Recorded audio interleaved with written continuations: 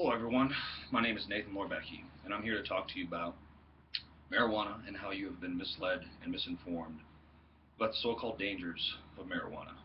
At the end of my speech, you're going to leave here with new information stating that marijuana is not only safe, but not worth the billions of dollars our country has wasted trying to control it.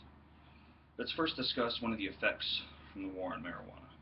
It is a crisis that is plaguing the United States of America.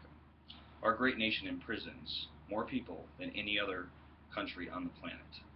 America has 5% of the world's population, while at the same time imprisoning 25% of the world's prison population.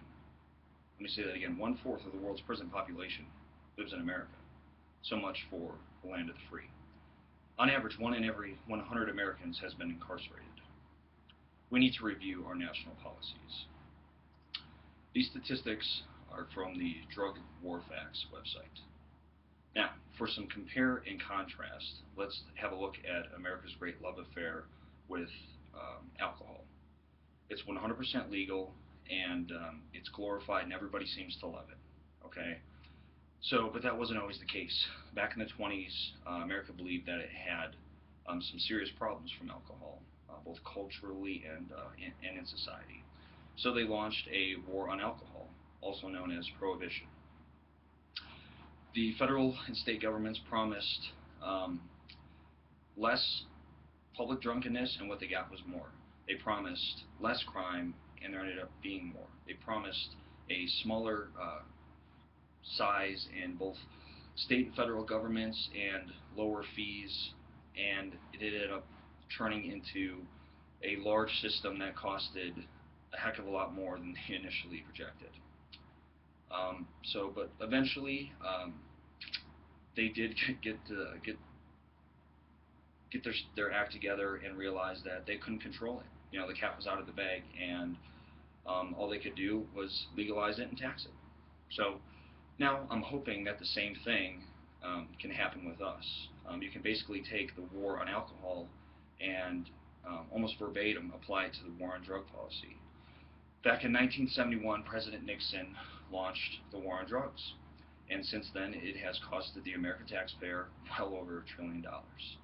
And with all that money and effort from our law enforcement community, all it appears that we've gotten is an incredibly high prison rate and really high taxes, because it costs a lot of money to do that. When you step back and look at the militarized approach to the war on marijuana, it makes you wonder why we're spending all of this money and wasting all of these resources on a harmless drug. Now, I say harmless relatively. Anything can be dangerous. Taking too much aspirin can be dangerous. But what I will say is nobody's ever died from consuming marijuana. Ever. There's never been one confirmed, reported, undeniable case where someone overdosed on marijuana. Now, for some more compare and contrast, let's look at America's favorite drug, again, alcohol. I point to this bar graph here, and this red line here is alcohol deaths, and this non-existing line over here on the right is marijuana. On average, every year, 75,000 people die every year from alcohol. Every year, nobody dies from marijuana. So how is it that in this day and age we can demonize something that has never killed anyone from consumption, while at the same time glorifying America's love affair for alcohol? It is time to take a different approach to drugs. Perhaps through drug classification we can find our way. Take everything that is equal to or less dangerous than alcohol and legalize it. Okay? Just legalize it. And anything that is more dangerous than alcohol, let's keep it illegal, and at the same time raising the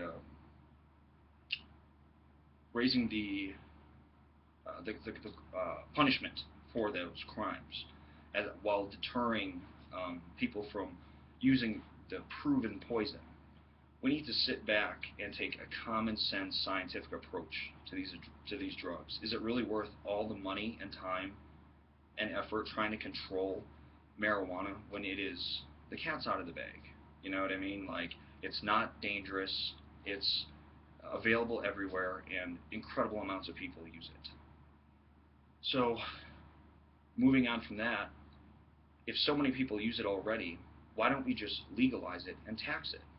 If we were to tax it, it is shown that if we were to tax it the same way as alcohol and cigarettes, we would reap a $47 billion windfall. Okay, $47 billion in the black from taxing marijuana.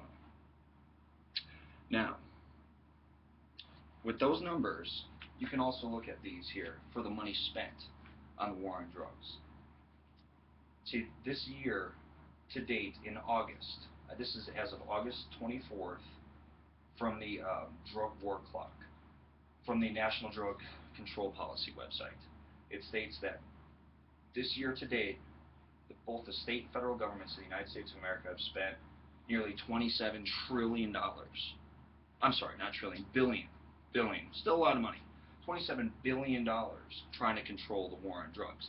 Now, it's hard to get figures on how much of that money is spent on trying to control marijuana, but what I can show you is that this year to date in America, there has been almost 1.1 million people arrested for drug offenses. Okay, but of that 1.1 million, almost 600,000 of those people have been arrested for cannabis, marijuana-related law offenses. So that's over half.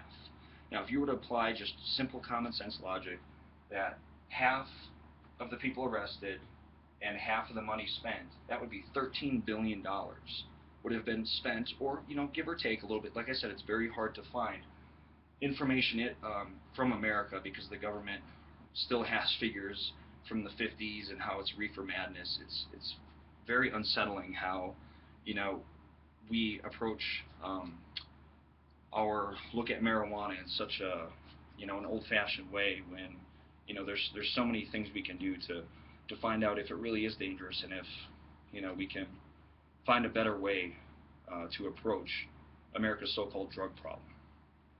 Now, in conclusion, I hope that at the very least you can see that our current policy, the war on marijuana, is dated and broken. If we were to do a common sense approach to legalization, it would equate to lesser people in prison for non-violent crimes and a huge windfall in taxes collected from selling of the product, marijuana. Thank you.